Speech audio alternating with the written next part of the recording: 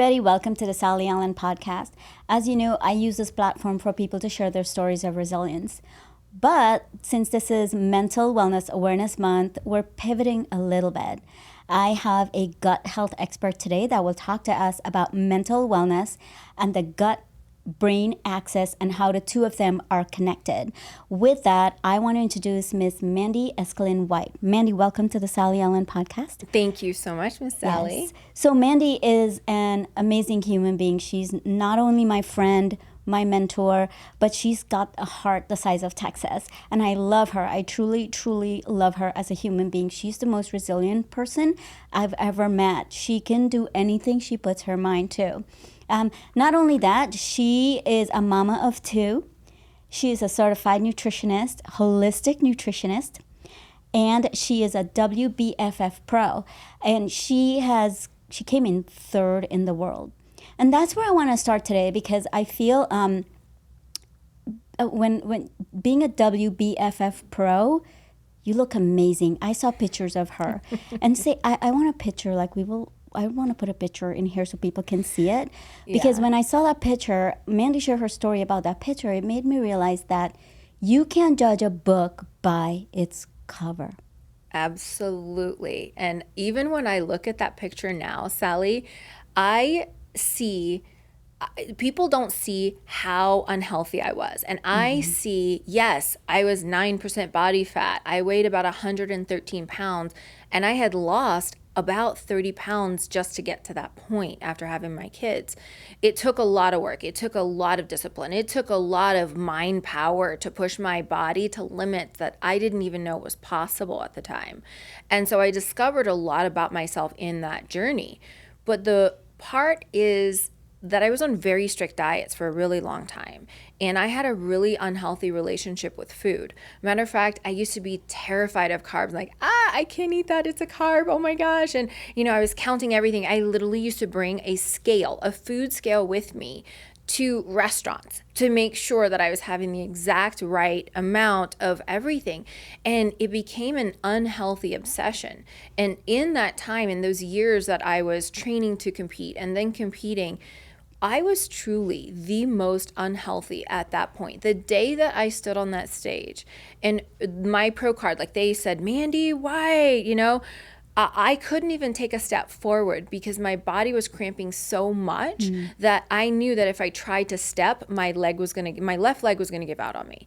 And I was so dehydrated. I was so depleted. It was just unhealthy mentally. Yeah. And it took me to develop severe digestive issues, metabolic issues, hormonal imbalances, and even affected my mental health in order for me to finally take my health in my own hands and become my own health advocate. And then that's when I went to holistic nutrition school.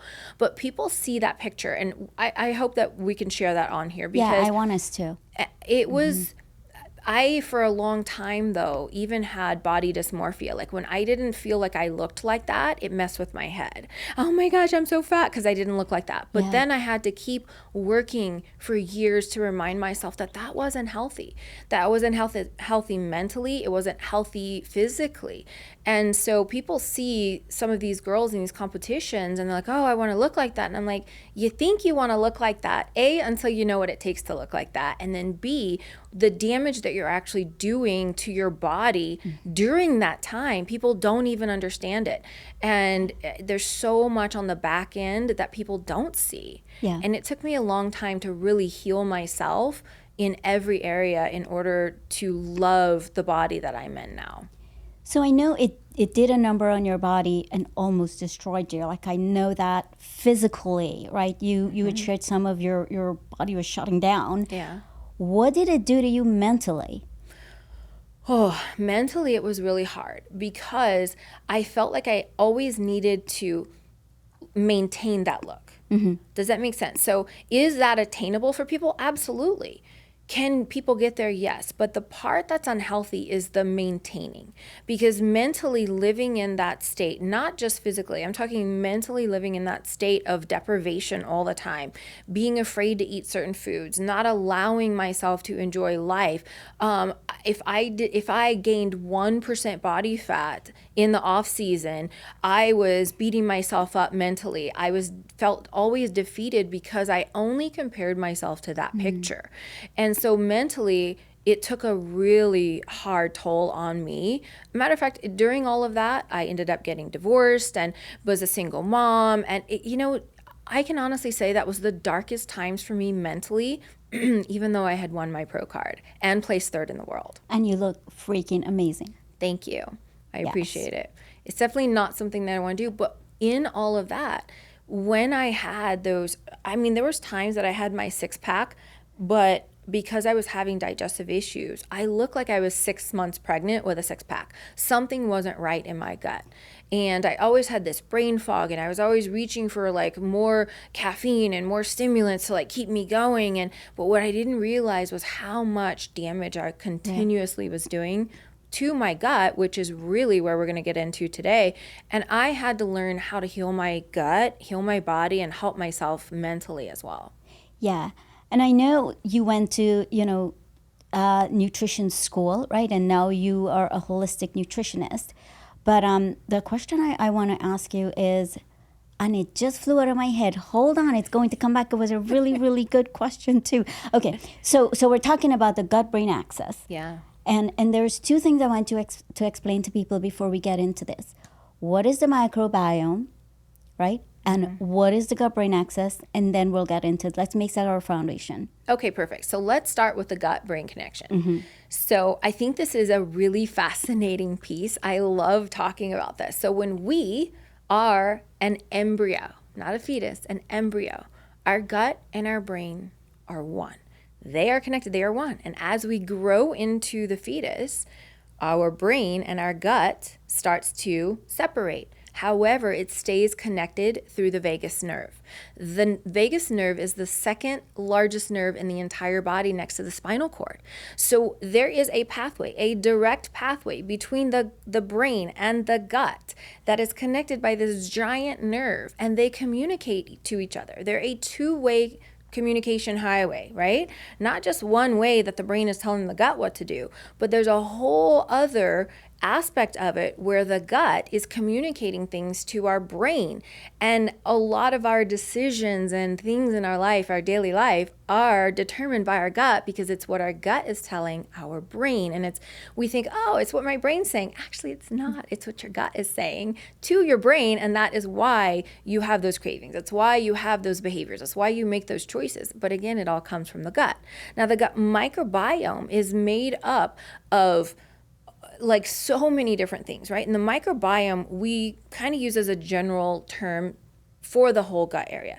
Now, you're talking about good bacteria, bad bacteria. We even have parasites in there, but the gut microbiome is literally the foundation of everything there, because our gut, did you know? I love these little tidbits. I get all excited. I'm such a I've never seen anybody love geeking out about the gut as Mandy does. Lisa, look, you should see the smile on her face. I'm smiling from ear to ear. I get so excited and giddy about it. My husband actually calls me the gut health geek because I literally get so fascinated by this. But the gut, 70% of our immune system is in our gut. So if your gut's not functioning, guess what's lower? Your immune system. And a lot of our hormones are also run through our gut. So if your gut's not functioning, your hormones are off. Get this. You know those happy hormones that people are like, oh, I feel sad, and which we do. I've gone through this. That 90% of our serotonin is produced in our gut. 50% of our dopamine is produced in our gut. So again, when our gut is not functioning properly, we don't feel good. We don't feel happy. We don't feel just good about ourselves overall. And that's where, we need to take care of the gut microbiome so then it can communicate to our brain properly. So I'm understanding the microbiome is like an ecosystem with all the different type of bacteria, good and bad, everything. Okay. Yeah, everything. And you want a diversity in your microbiome, right? Like we want good and bad and like we need that. That's all important. But what happens, let's talk about food for a minute. We have people go and eat like all of this crap food, okay? Let's just be real. Like your body is not a trash can, okay? But people sure feed it like it is. But when you put all of those unhealthy things, and especially like these really bad fats and chemicals and all that, it affects your gut, and then your gut diversity is skewed. And then people are like, well, I feel sad, I feel depressed, I don't have any energy, I have no motivation. All of that is because that the diversity in that ecosystem is thrown off. Gut diversity and ecosystem. I'm learning so much today. So, Mandy, so what I'm hearing you say is that mental health, when we're struggling with our mental health, when we feel like we can't function, because my coaching, there's two lanes to the coaching. There's therapy and then there's coaching, which I do. So I would tell people if they come for coaching and their brain isn't functioning and they're like, look, I can't even think properly, I would tell them, well, you're not ready for coaching, because coaching is about strategies and it's about putting processes in place. You have to go to therapy. So what you're saying, what I'm hearing you say, is that what they're feeling starting in their gut. Yeah, absolutely. Tell us about that. Absolutely. So when your gut is not producing the serotonin and the dopamine, people feel that sadness or something's wrong with me, or I don't feel motivated. I don't feel like I have a sense of purpose. All of those things, like I'm stressed out of my mind, like I've got this brain fog and I can't think straight. All of that is not a chemical imbalance in your brain that doctors, and again, there's time and place for medicine. I'm holistic as we can possibly get. There's a time and place for medicine. But when it comes to this, right now, Sally, I don't even know if you know this, that there's 37 million Americans on antidepressants right now. And the actual medicine of the antidepressants, first of all, it suppresses your body's production. Second of all, it really destroys your gut. So now your body is absolutely not going to produce more serotonin and dopamine to feel happier. So this is where we can come in and help heal the gut. When we are able to heal the gut lining and then help the body with the right types, this is the coolest thing, right types of probiotics, phytobiotics, prebiotics, and help the gut produce more of the right good serotonin and dopamine, now people start to feel happier because it's their body producing what needs to be produced instead of a medicine that is suppressing something and altering how they feel, and they're more like a zombie. And if you're on antidepressants, look, I'm not saying go and get off of them, because it's not something you should stop, but there are ways, there are natural solutions, there are amazing things. As a matter of fact, and you and I can even touch on happy juice. There's things that can help your body naturally function again. And wouldn't you say that we want to be as close to natural in our body doing something for us versus a medicine forcing it or not even allowing it to function properly? Yeah. And is that combined with food? Like what food strategies would you combine with that? Food strategies, meaning there's certain things that we eat that causes a lot of inflammation in the gut. Maybe you're familiar with like leaky gut or IBS. Let's even talk about like leaky gut for a second, because I had so much gut and intestinal issues. If you only knew, like looked 6 months pregnant because of the inflammation that I had inside of my intestines. It wasn't anything that I could do or didn't need to go to the bathroom. It was literally like just pure inflammation. And when I had to struggle through that, it took me 2 years to heal my gut. And I had to learn what foods were causing that inflammation. Yeah. What foods did I become intolerant to? Because there's also a thing, especially with competitors, when you constantly eat the same food over and over and over and over and over and over again every single day, your body will become slightly intolerant to, slightly sensitive to, and it causes these microscopic little tears and scratches inside of your gut lining. And then those toxins permeate into your bloodstream. And then your body starts attacking that specific food and is like, no, you're not going to have that anymore. And then that's how your body develops that sensitivity to certain foods. For me, it was gluten, dairy, eggs. I couldn't have eggs for 2 years, and gosh. even chicken, because I was having those things on a daily basis, and it caused all of that inflammation. So when you're asking about like what foods thing, my biggest thing is, first of all, you got to cycle out your foods. Like change out, not eat literally chicken 3 times a day, every single day, or eggs like I was doing in those competition days.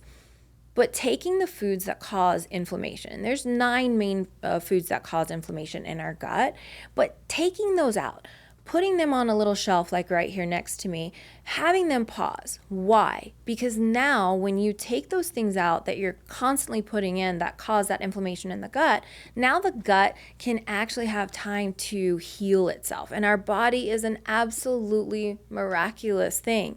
Yes, we are a living organism. But think about this, like without our body, we wouldn't be able to experience anything, not even living. So we have to look at it like this has been a gift from God, right? Like this vessel, this temple has been a gift from God. Like we get to treat it as such. And if we start listening to our body more, and we take those things out that we're like, you know what, let's first start with the 9 inflammatory foods. You want to take those things out. Allow the inflammation in the body to go down and the gut lining to heal itself, so then it can absorb nutrients better. Then, maybe 21 days later, we take some of those foods, we try them. Let's see how your body feels after having them. Not having them for 21 days, but then having it again.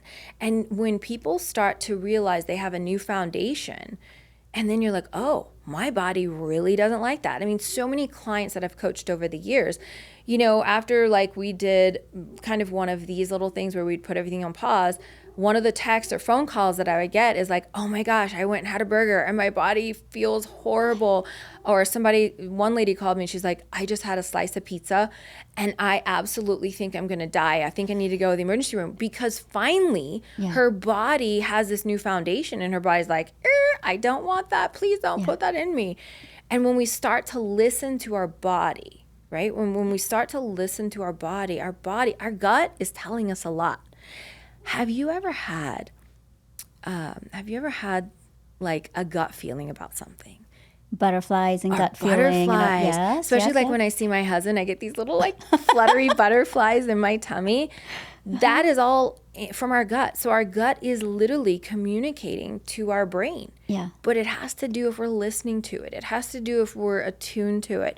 It has to do if there's so much inflammation in there, your gut is literally screaming at you, but you're not listening to it. Yeah. And then that's where it starts affecting our mental health. So I want to ask you about that. Sometimes there are people who are healthy, they eat healthy food, right? But as you get older, right, what happens? Your serotonin starts depleting, your dopamine starts depleting. Talk to us about that, because you can go from good to better, right? As you get better, the gut-brain axis, there's still stuff that depletes there. Talk to us about that. So even things in our environment affect that gut microbiome. There's toxins in the world all around us. That's why having the right kind of antioxidants are also very important, because we live in an environment full of toxins. I mean, literally you have to look at the ingredients for everything now. And oh my gosh, whether it's organic or not, or wild, or, what does this deodorant have in it? And believe it or not, so much of our world, what shampoo to use, what body wash to use, there's so many toxins. And the toxins will affect your gut microbiome. And then if your gut microbiome is off, even if you are healthy, again, I was 9% body fat, my body was not communicating properly because it was missing so much. And so as we age, yes, things happen, but more so medicine affects your gut microbiome. The foods we eat affects your gut microbiome. The toxins in our world affects your gut microbiome. The lack of exercise and moving affects your gut microbiome. Like there's so many things that affect your gut microbiome. And then that in turn is where the communication to the gut brain axis is affected. Because now if that is all off, things aren't communicating properly. If you think about a two-way highway, right? Think about you're driving down the road, you've got a two-way highway. If there's a crash or an obstruction on one side of the highway, traffic's only going in one direction. Right. Remember your gut-brain axis is a two-way communication. So we got to make sure that when we take care of the gut, knowing that it is going to communicate properly to our brain. And again, think about brain fog. This is one of the things when people tell me like they've got brain fog, I'm like, how's your gut? And they're like, oh my gosh, it's so off. I'm like, all right, well, we got to work on that gut first, not just try to put a Band-Aid on the brain fog. Does that make sense? Yes. And what effect does sleep have on our gut-brain axis? Lack of sleep have on our gut-brain axis? Well, first of all, lack of sleep causes inflammation in the body. It really does. Your body is meant to sleep so that it can rest and repair, right? Like it needs to repair. There's things while we're sleeping that it needs to do, that our body function needs to do. Not just like the brain communicating to the organs to perform these things, but vice versa. You know, that gut communicating. Again, it's that two-way pathway. It's not just one thing and it's not just this. It's everything. Because if you're not sleeping, your body's not repairing. It causes more inflammation and stress inside of your body. Your cortisol levels are higher because you're not sleeping properly and letting it rest.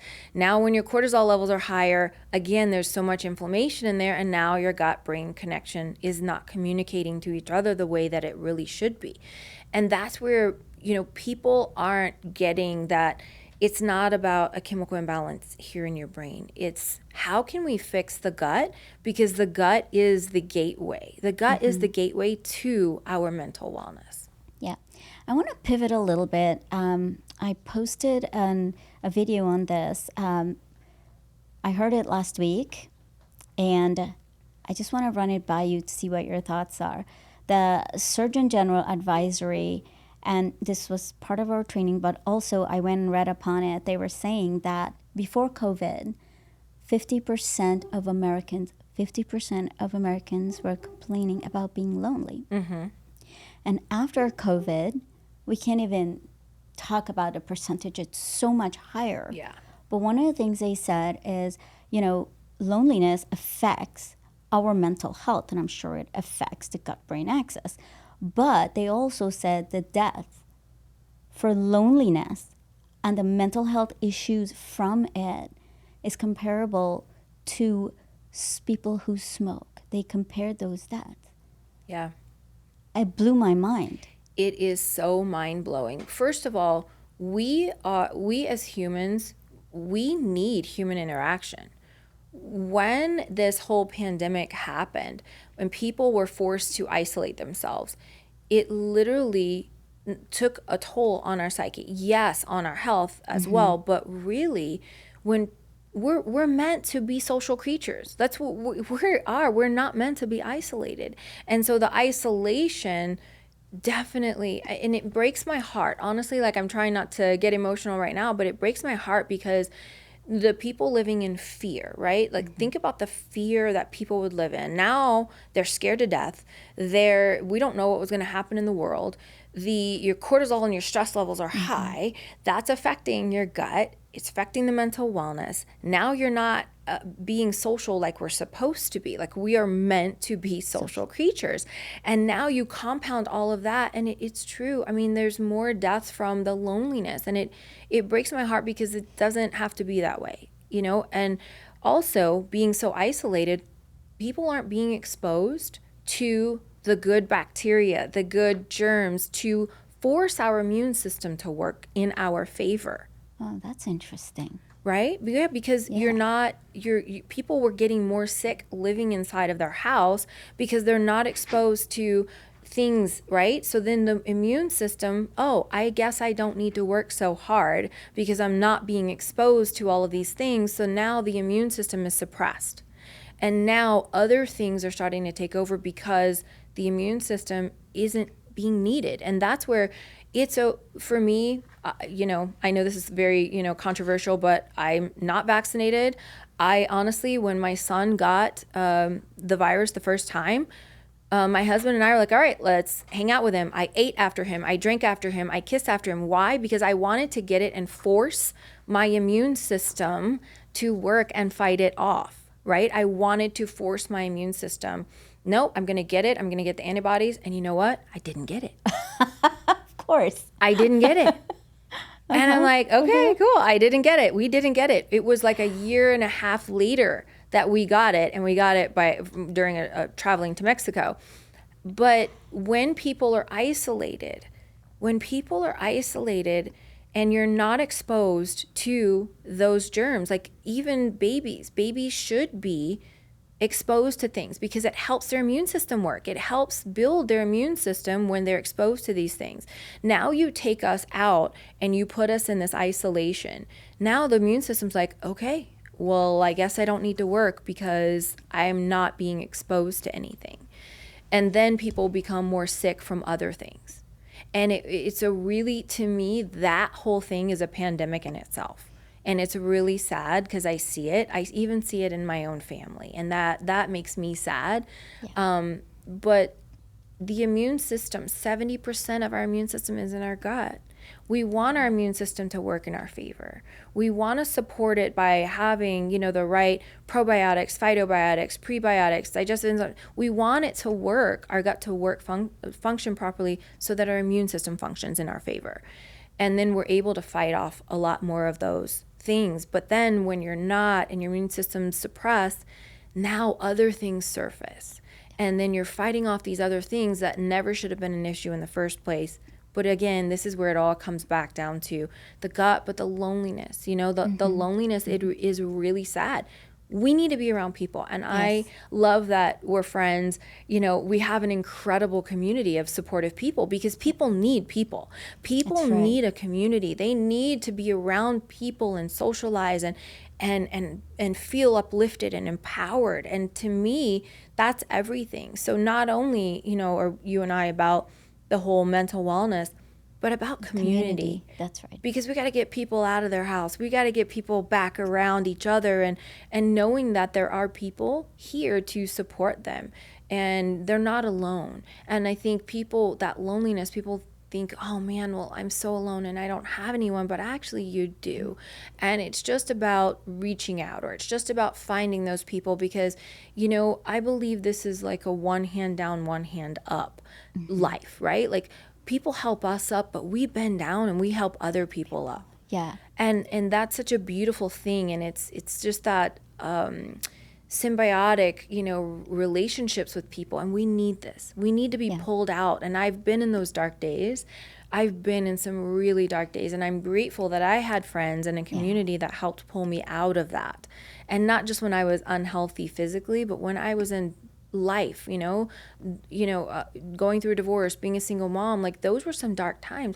We need people. We need to connect. We need to talk. We need to communicate, and we need to know that we're heard, that we matter, that we're not alone, and that people hear us and see us and feel us. Yeah, I think this thing is running through my head. We rise by lifting others. Yeah. And I think that's what our community does. Like, I absolutely love our community. At any time you can call anyone if you're going through something. And we have so many people, also like-minded people, strong, encouraging people. And I absolutely love that. So I want to ask you personally, you look amazing. And you're your husband called you the gut health geek. Yeah. What do you do first mentally and then physically to take care of you? What do I do mentally first? That's a great question. I believe in personal development. I'm a very, very big advocate for mind power, mindset work. I really do, because I believe that we have choices in everything. I'm responsible for my life, my results, my thinking. I know that God has put me on certain paths to create my story and to share my story and use my story, because it's really not mine. It's really to share with others, to relate. But mentally, I believe working on myself here is a really big thing. The first personal development seminar event that I ever went to was in 1999. And I fell in love with knowing that how I could shift my own mindset, how I could choose. That was the key word there. Choose to see things differently, choose to take responsibility, choose to put on a different set of glasses, and find those limiting beliefs that have been stopping me for years from stories that I made up unconsciously as a child, and work through those things. So mentally, I love working on this piece. Mentally, I do. And then you asked, the other question was physically. Before you go into physically, I want to say something. I meant to say this when you started. And I love that you share how your journey started by doing development on yourself. Because now you're an international speaker. And you were just on stage with over 100,000 women and sharing what you have learned over the years. So thank you. That paid off. Thank you. And yeah, that's surreal. Like I think about it, I'm like, oh yeah, it was. Ooh, that was over 100,000 people. I guess because I went there and I'm like, you know what? I'm just gonna, and I prayed a lot. I'm like, God, I'm asking you to speak through me, because I know the minute that I step on that stage, knowing that there's 100,000 people that I'm talking to, I know my brain is gonna go completely blank. And it sure enough did. And what came out, I will honestly say, Sally, came from my heart, and it came from my soul and from my spirit and from my experiences, and I don't even remember what I said. Yeah, it was beautiful. It was just beautiful. It was poised. You looked confident. I couldn't tell. Your mind went blank. But I wanted to say that because I think it's so powerful to say when we pour into us, right, we have to give to others. Right, or we can't give when we go from an empty cup. So with that, we'll go to your physical. How do you take care of your physical being now? Physically, okay. Well, I'm 48. Just turned 48 last month. Wow. And you know what? I'm not going down this aging road without a fight. I'm kicking and screaming. I'm going to do whatever I can. But in all honesty, I believe, again, that this is a vessel gifted. We are a spiritual being having a human experience. So this vessel it's a gift to me. And I'm not perfect by any means. I believe everything in moderation, including moderation. You know, I still have wine. My favorite is margarita and tacos. Like, listen, I'm not by any means doing the kind of things that I did when I was competing.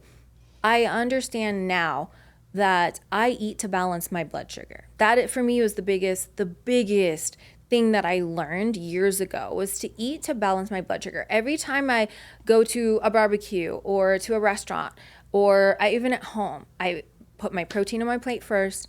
I have some healthy fats.